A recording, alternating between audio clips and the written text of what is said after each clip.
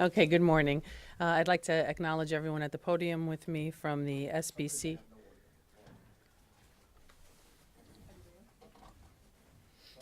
It's okay, just let me know when. Okay, so from the SPCA, Gary Rogers and Brian Wasserman, and Detective Matt Roper, who's the Director of Law Enforcement at the SPCA. From my office, Jed Painter, who's counsel and also head of the Animal Crimes Unit, and Assistant DA Stephanie Hernan. Good morning. We're here today to announce the indictment relating to and stemming from the brutal killing of 2 puppies and the near-fatal beating of a 3rd puppy, which allegedly occurred over a 3-week period in February of 2019. On February 8th, 2019, the defendants, a Mineola couple, adopted a shepherd mix puppy from the North Shore Animal League. 9 days later, on February 17th, that animal, named Tucker, was dead. We allege that Tucker died because of injuries sustained from blunt force trauma, which caused his kidney to swell. Tucker's kidney capsule ruptured, and he suffered a hemoabdomen. This young, healthy puppy succumbed to catastrophic bleeding from internal injuries. The very next day, on February 18th, 2019, the couple then purchased a 2nd puppy from a breeder in Pennsylvania. You can see Cooper, the puppy, here in that video, still with the defendant in a pet store. Just 2 days after that, in the afternoon of February 20th, Cooper was taken to another veterinarian in cardiac and respiratory arrest, and he then died. Upon further examination, the vet determined that Cooper suffered a lacerated liver. Cooper, too, bled to death internally due to injuries sustained from blunt force trauma. 3 days after Cooper died, on February 23rd, we allege that the defendant, Ellie Knoller, returned to the same breeder in Pennsylvania and claimed that he was sold a sick dog and demanded that he be given another dog. That dog is Bella, who's here with us today. She is Tucker's sister. They are born of the same litter. That's Bella there.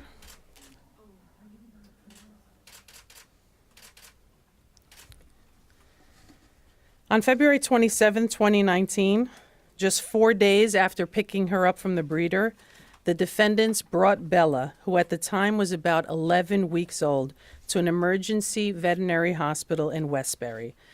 The 10-pound puppy was in critical condition. The doctors examined the dog and determined that she had suffered multiple fractured ribs on both sides of her body, pulmonary contusions or bruising of her lungs, scleral hemorrhaging of both of her eyes, which is bleeding behind the eyes, and a broken right leg. Again, you saw in the video, as well as other injuries that are demonstrated in the x-rays and photos. Bella required surgery and the implementation of a metal rod to repair her broken leg, and she continues to recover very nicely now from her injuries.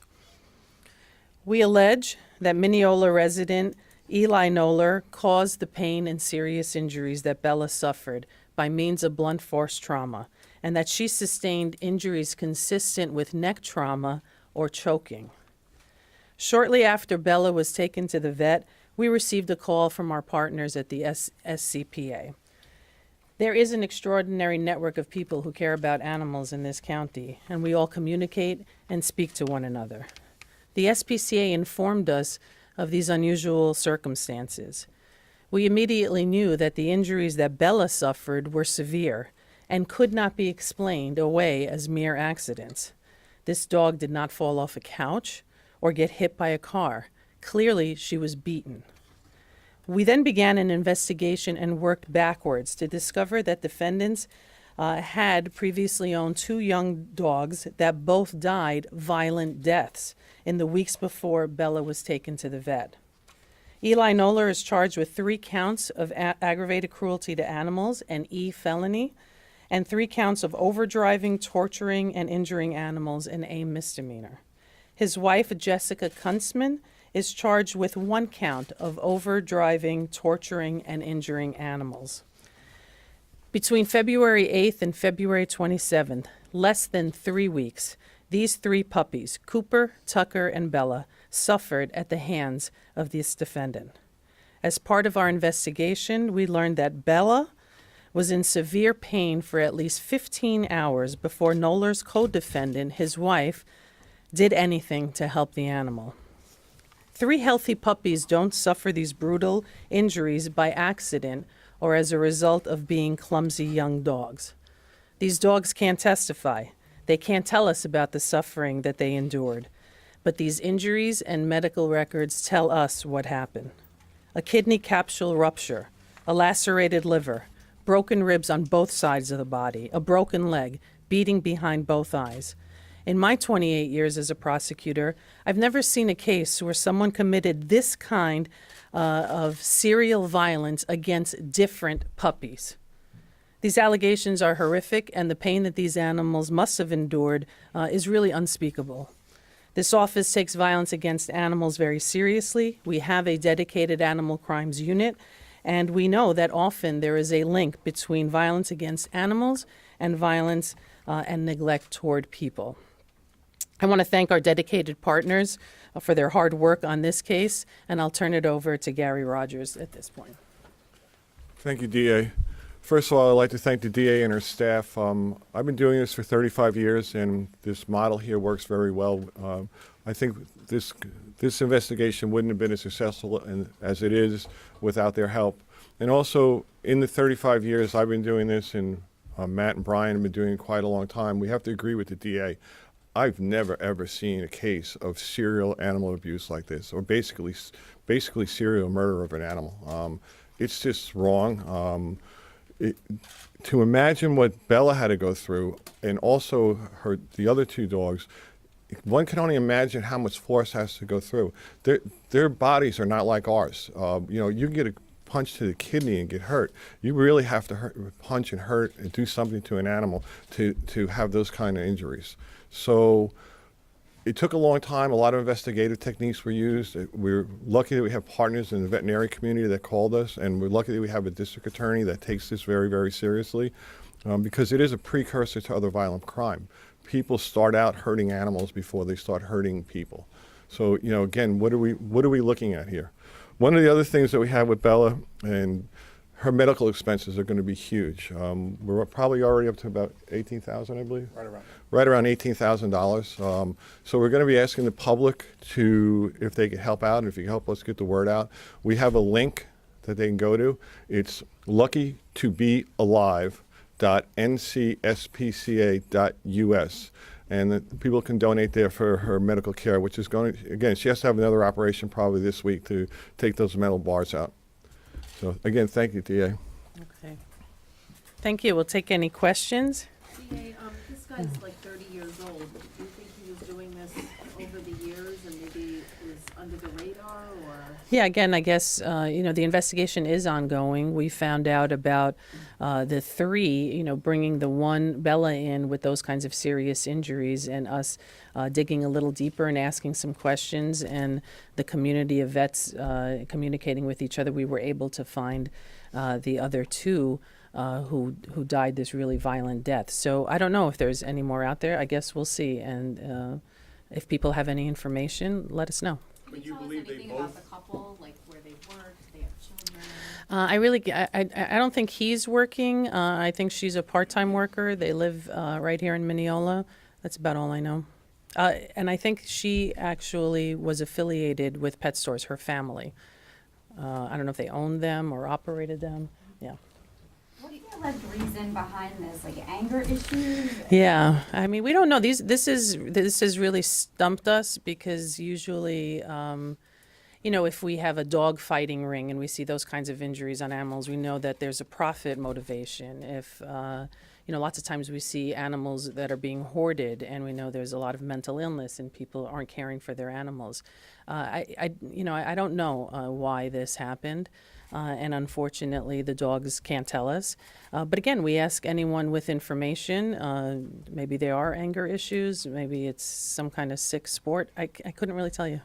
So you think both of them attacked the dogs at some point? Well, it's hard for us to, again, these are very difficult cases, right? Because they can't talk to us. The victims can't talk to us as they do in normal cases. So we have to demonstrate who had control, sole control over the animals during the period where we think the injuries were delivered. So in that case, we charged him because we were able to demonstrate that he had sole custody of the animals during the time in question.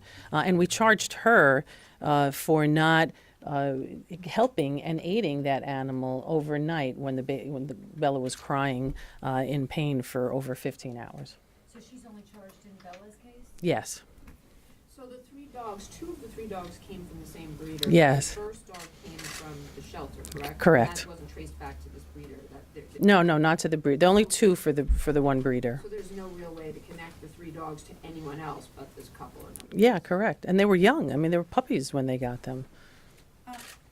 And and the other thing is, at least on one occasion, they had brought the dog to a vet 2 days earlier, and the dog was healthy and playing and alert and didn't have those kinds of injuries. And then they come back 2 days later, and the dog is in serious distress or dead. Have you been able to find out if he had, if Eli Knoller had animals before he was married? Because they were recently married, and they bought these puppies together. Yes. I don't think we've been able to ascertain that. Again, and we can use the public's help on that. So you're basically alleging this is some sort of sick violence without a motivation known to you? Well, I mean, yeah, we are alleging it because the violence is really horrific and really brutal. So, and again, to direct that kind of violence toward a puppy, this is, and you see Bella, she's very docile. She's not yelping. She's not an irritant. She's just, a playful puppy. So to direct that kind of violence that resulted in that kind of injuries against these defenseless animals, I mean, it is kind of sick. Where was the first dog? I know the press release, and I'm sorry if you said this, the second dog was taken to Garden City, the third one to Westbury. Was the first dog who died of the kidney rupture taken to a separate vet? I think he was at North Shore. He was at North Shore Animal League. 3 separate places. Yeah, 3 separate vets. Again, we can surmise that perhaps that was done so that the same vet wouldn't see this pattern. But due to our investigation and our great investigative work with our partners, we were able to connect those dots. Have you said what shelter they got the first dog from? It was North Shore Animal League. North Shore Animal League, and Yeah. the breeder from Pennsylvania? Yes. A single person? Yes. Who is that person? I'm not sure of her name. We can. Something we could get? It's a single person. Yeah. It's one person. Yeah, it's just one person who breeds puppies. One more? Okay. Lorraine? Oh, the corpse and the body, the dog, the birds. Oh, I don't know. They were necropsy. Excellent. I don't know how they were disposed of. Jed can give you the. All right, thanks, folks. Okay.